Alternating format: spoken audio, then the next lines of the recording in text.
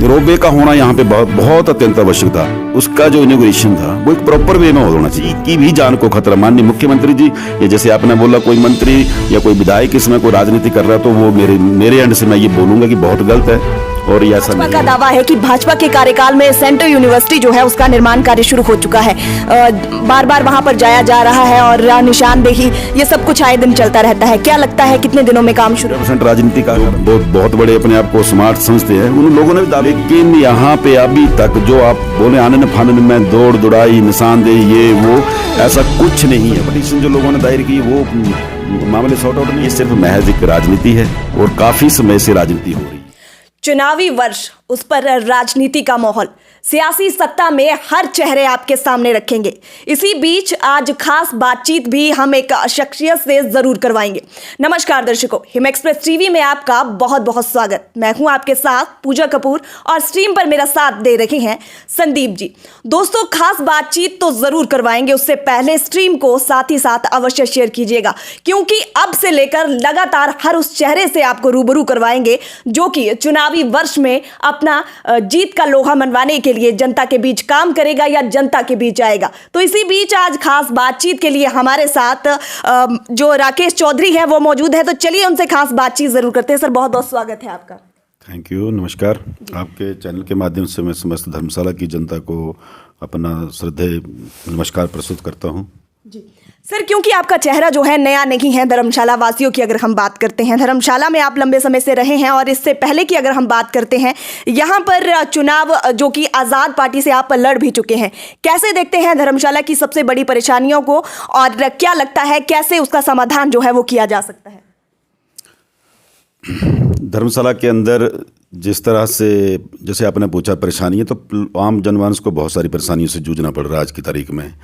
बेशक यहाँ पे कॉरपोरेशन है, लेकिन कॉरपोरेशन के अंदर जितना भी हमारा क्षेत्र आता, वार्ड आते हैं ये 17 वार्ड, वहाँ पे लोगों को छोटी छोटी चीज़ों के लिए आए दिन मुश्किलों का सामना करना पड़ता है। छोटी से छोटी चीज़ें, अगर किसी ने मीटर लगाना है या पानी का कनेक्शन लेना है या कुछ भी, तो कॉरपोरेशन के चक्कर काट काट के लोग परेशान हो चुके हैं काफ़ी समय से।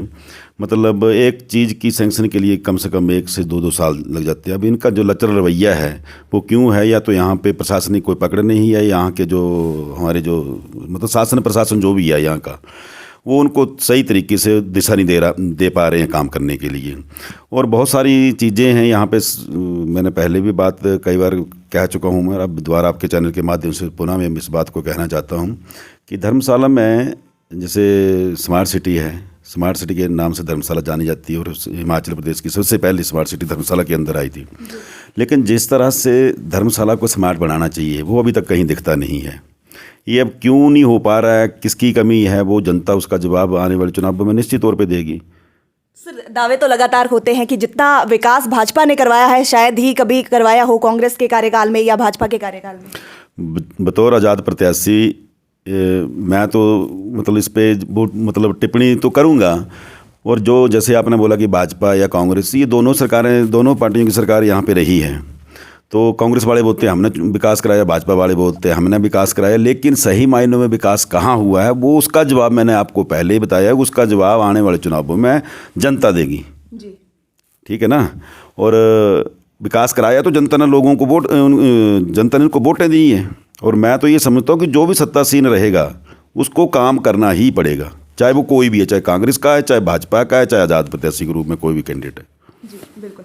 चौधरी जी, बात करते हैं धर्मशाला के रोपवे की। जितनी जल्दी से शुरू हुआ था उतनी ही फटाफट वो काम बंद भी हो गया। हालांकि कहा गया कि मेंटेनेंस के लिए है, लेकिन बीच में जो राजनीति हुई है लगातार, बाकी मंत्रियों की भी बीच में किसी ने कहा कि इसमें मुख्यमंत्री की जान को खतरा था। क्या मानते हैं कि क्या सच में ये था कि उनकी जान को खतरा था?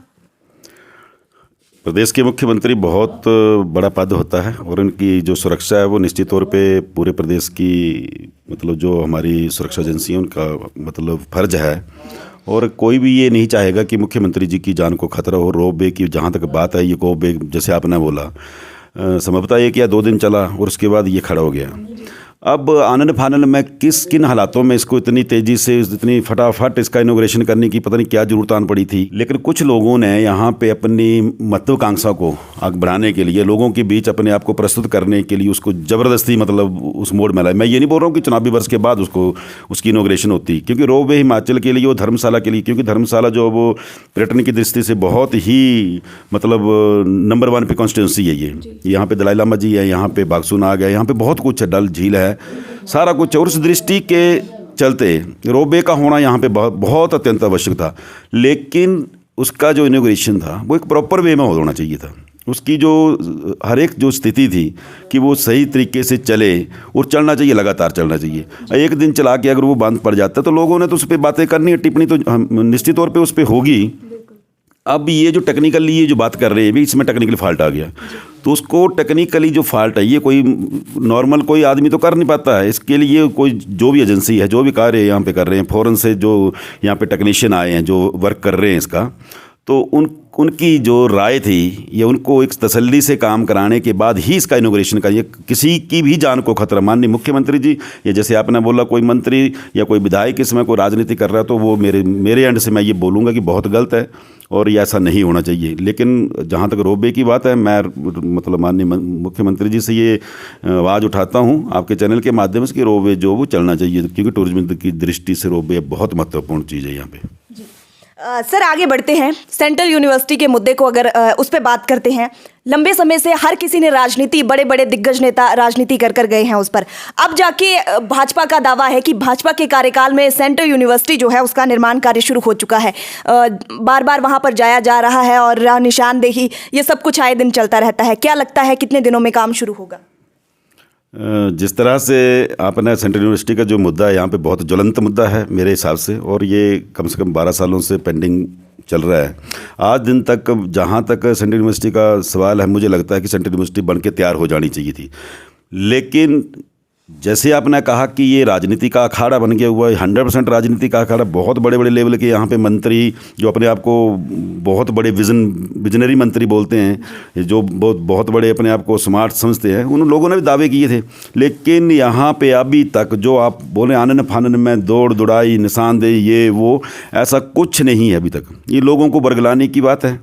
मैं माननीय मुख्यमंत्री जी से भी आपके चैनल के माध्यम से गुहार लगाता हूँ, क्योंकि यहाँ का बासिंदा होने के नाते मैं भी ये समझता हूँ कि सेंट्रल यूनिवर्सिटी के साथ जो ये राजनीति कर रहे हैं लोग, वो राजनीति नहीं होनी चाहिए। ट्रांसफ़र नहीं हुई है, कहाँ से काम लगाना है? अभी तक बहुत सारे मुद्दे ऐसे, बहुत सारी पटिशन जो लोगों ने दायर की, वो मामले सॉर्ट आउट नहीं हुए अभी तक। तो सारा कुछ करना, सेटलमेंट तो चाहिए ना। लोगों के सामूहिक लोगों ने पटिशन दायर की है, इंडिविजुअल पटिशन दायर की है, 45 तो इंडिविजुअल उसमें पटिशन्स हैं, वो सॉर्ट आउट करनी है। फॉरेस्ट का मसला है, FRA के पास अभी पता नहीं, मुझे नहीं लगता कि FRA की भी क्लियरेंस हुई है कि नहीं हुई है।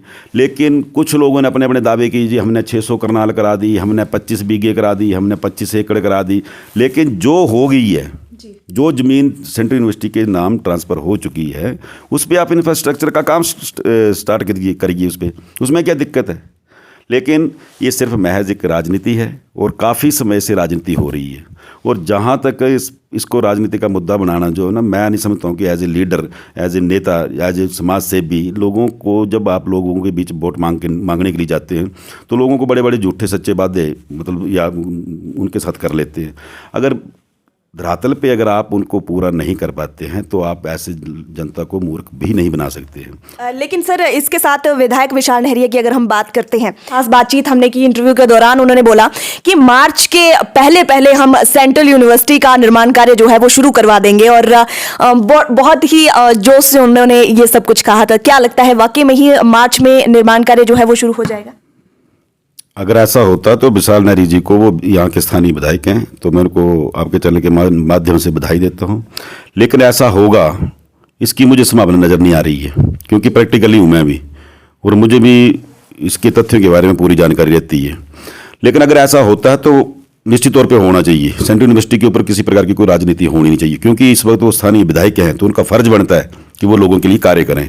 इसमें कोई दो राय नहीं है। कल को मैं विधायक बनता तो मैं भी करूँगा, जो हमारे से पूर्व थे उन्होंने भी किया है। तो ये कोई उस पर मैं किसी प्रकार की टिप्पणी नहीं करूँगा कि वो नहीं कुछ कर रहे हैं।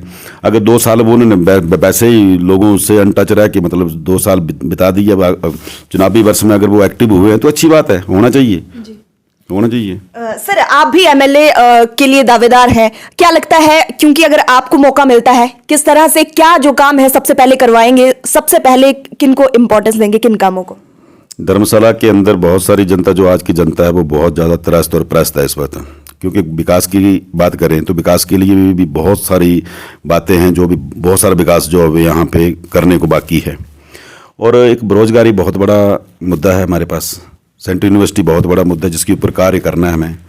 धर्मशाला के अंदर जिस तरह से हमारा जोनल हॉस्पिटल है, जोनल हॉस्पिटल में डॉक्टर नहीं है, अभी भी कुछ गांव ऐसे हैं जिनमें सड़कें नहीं हैं, पानी की पीने के लिए अभी भी लोग मतलब अपनी पुरानी बोरियों में जाते हैं। बहुत कुछ है यहाँ पे जो यहाँ पे होना बाकी है। और निश्चित तौर पे मैं ये बात कहूँगा कि विकास कभी खत्म नहीं होता है। कोई आदमी ये बोले कि मैंने विकास किया और मैंने जो विकास किया उसके बाद विकास की संभावना खत्म हो गई, तो ऐसा कभी होगा नहीं।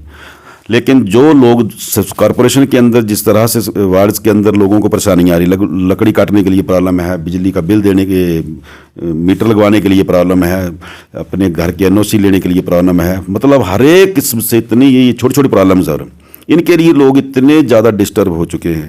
ये सारी बातें जो है मेरी प्राथमिकता में रहेंगी और धर्मशाला की जनता को मान सम्मान के साथ इनका कार्य करना, इस सब विजन के साथ हम आगे बढ़ेंगे।